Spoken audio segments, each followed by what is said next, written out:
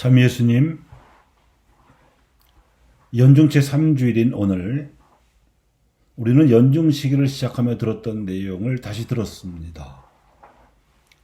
바야흐로 하느님께서 정해 놓으신 때가 찼고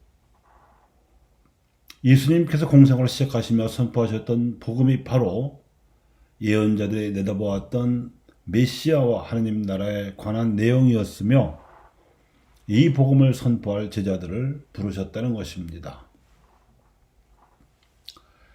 이렇게 야심차게 복음을 선포하신 예수님께서는 사람들로 하여금 회개하고 이 복음을 믿기를 요청하셨습니다.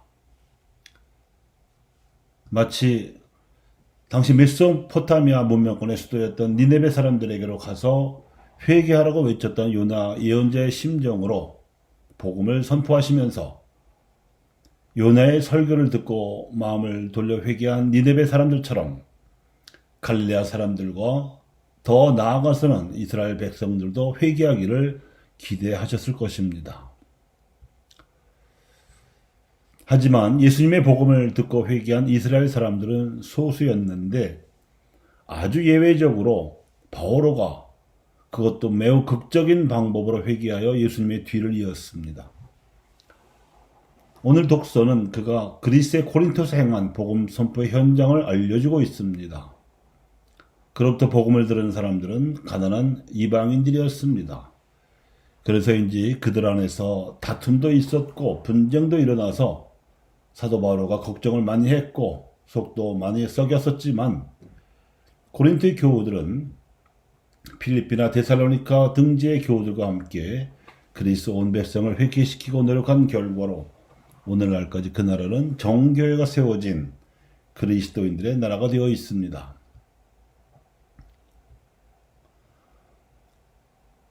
때가 얼마 남지 않았습니다. 이 세상의 형체가 사라지고 있기 때문입니다. 고린토 공동체의 교우들을 각성시킨 이 말씀이 오늘 제2독서입니다. 고린토는 당시에도 제법 번성하던 도시였지만 분명히 사도 바오로는 당시 시대를 풍미하던 로마 문명이 아닌 하나님 나라의 문명을 내다보고 있었습니다. 그것은 무기로 억누르는 힘의 문명이 아니라 사랑으로 매력을 풍기는 공동체의 문명이었습니다. 여기서 사도 바오로가 말하는 얼마 남지 않은 때란 사라져가고 있는 이 세상의 때이고 마르코가 소개한 대로 예수님께서 선포하신 이미 찬 때란 다가오고 있는 하나님 나라의 때입니다. 우상 숭배적 문명이 종말을 고하고 사랑의 문명이 창조되고 있음을 의미합니다. 먼저 종말의 때에 대해서 살펴보자면 이렇습니다.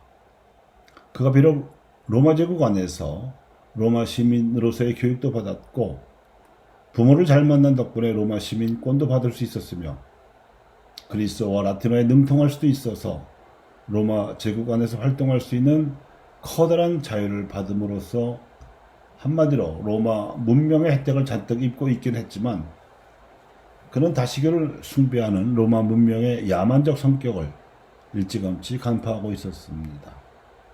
이것이 그가 예수님을 부활하신 모습으로 만나고 그분을 메시아로 확신하고 난 다음의 판단이었습니다.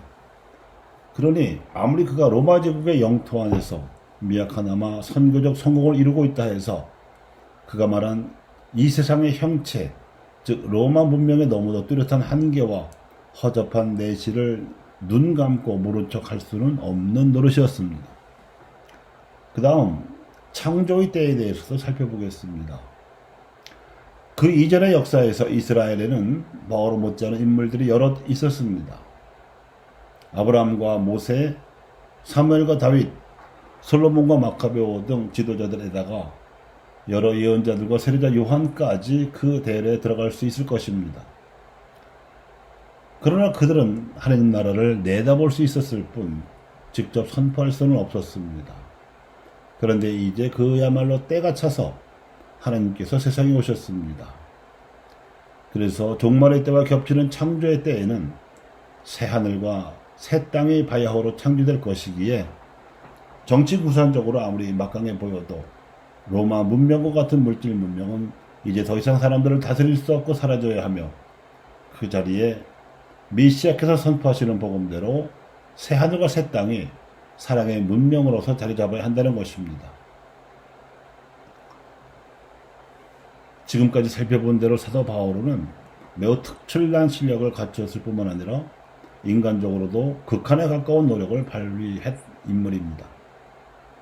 어려서부터 로마식 교육을 받아서 국제적인 교양을 갖추었고 로마 군인이 되어도 충분할 만큼의 체력도 길렀습니다.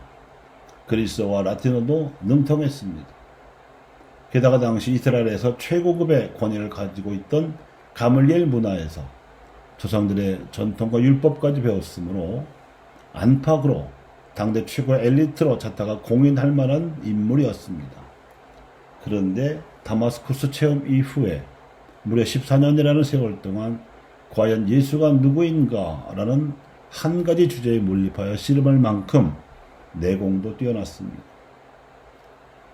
그래서 3번에 걸쳐 20여 년 동안 수행한 선교 여행을 하면서 소아시아와 그리스 일대를 걸어서 다닐 수 있을 만큼 강인한 체력을 보유했고 천막을 만드는 중노동을 하면서 경제적으로 독립할 수 있었던 정신력도 갖추었습니다. 그러고도 그가 만난 이방인들에게 세례를 베풀어 자신의 신자로 만들려고 하지 않았고 오로지 하느님 마음에 드는 생활하는 신자와 그 신자들로 이루어진 공동체를 건설하고자 하였습니다. 기성 사도들의 회방을 놓고 옛 동지인 바리사이들이 박해를 하는 가운데에서도 오로지 예수 그리스도의 십자가와 부활에 대해서만 집중할 수 있는 영성도 갖추었습니다. 그러는 그에게 이룩된 방대한 선교 네트워크는 노력만으로 얻어진 결과라기보다는 그의 실력과 노력 그리고 영성에 반한 신자들의 자발적인 협조 덕분이었다고 할 것이고 이 모든 것이 은총으로 말미암은 것이라고 그가 고백하고 있는 바입니다. 예수님께는 이미 베드로를 비롯한 12제자가 있었습니다. 그들을 제자로 불러 무려 3년 동안이나 사도로서 양성을 하기도 하셨습니다. 그런데도 굳이 박해자로 기세당당하던 사울을 돌려 세워 제자로 삼으신 이유는 12사도들은 모조리 이스라엘 내부에서만 살아왔기 때문에 이들을 통해서는 땅끝까지 복음을 전할 큰 그림을 그릴 수 없어서였다고 볼 수 있습니다. 그래서 예수님께서는 지역적 한계를 극복하고 보편적 전망을 열 수 있어 보이는 인물로 박해자 사울을 지목하시고는 그를 돌려세워 당신의 일꾼으로 키우셨다고 볼 수 있습니다. 사도행전의 저자인 루카는 이 점을 이렇게 증언해 놓았습니다. 안티오키아 교회에 여러 일꾼들이 있었는데 그들이 주님께 예배를 드리며 단식하고 있을 때에 성령께서 이렇게 이르셨다는 것입니다. 내가 일을 맡기려고 바르나바와 사울을 불렀으니 나를 위하여 그 일을 하게 그 사람들을 따로 세워라.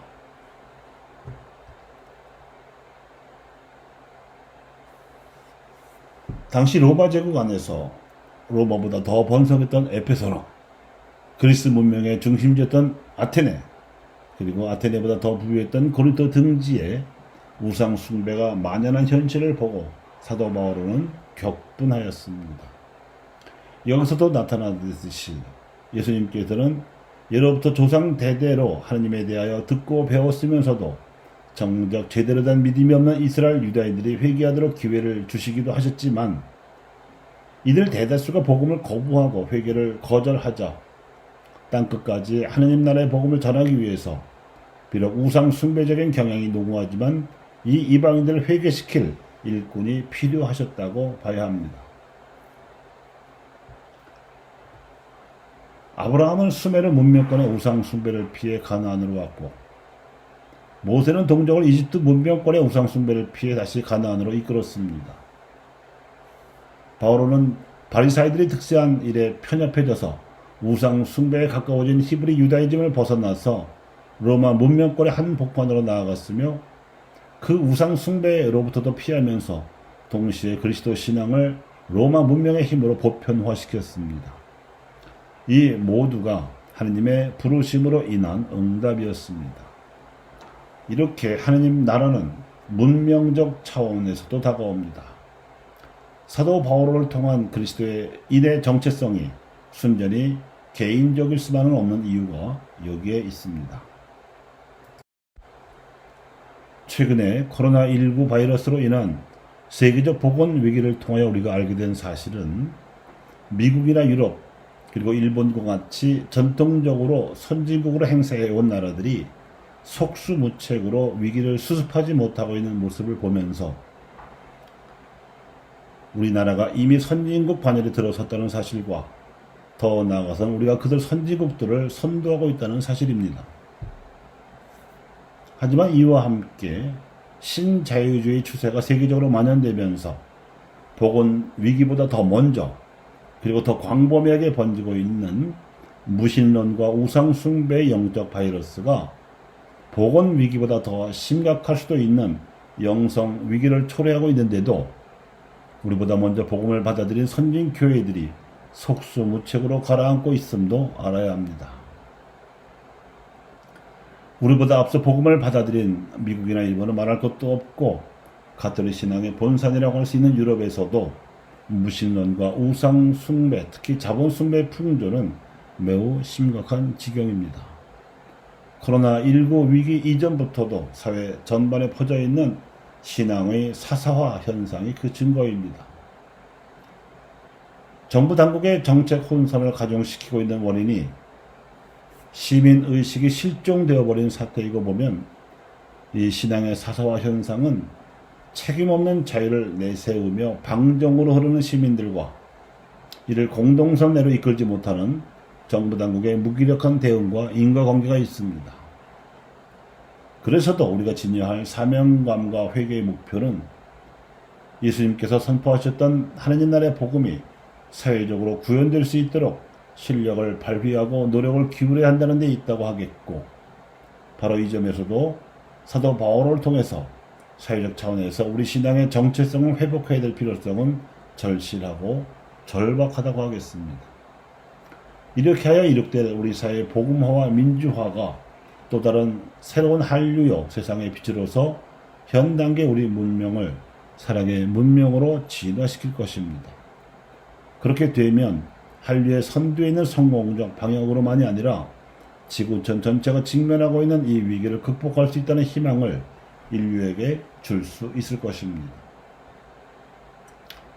제2차 바티칸 공회에는 가톨릭 사회교리로서 사랑의 문명으로 건설해야 한다고 가르쳤고, 이 공회가 시작한 교회의 쇄신을 마무리하는 것이 당신의 소명임을 여러 차례에 걸쳐 밝히신 프란시스코 교황님께서는 자본이라는 새로운 우상을 멀리하고 공동의 집인 지구의 생태적 위기를 공동으로 대처해야 하며 형제애로 가득 찬 문명을 세워야 한다고 호소하고 있습니다. 이것이 또한 우리에게 그리스도인으로서의 정체성을 사회적인 차원에서도 회복하라는 호소요, 우리에게 요청되는 회개입니다. 교우 여러분, 때가 차서 하나님의 나라가 다가왔다. 회개하고 이 복음을 믿어라. 오늘 미사의 복음입니다. 감사합니다.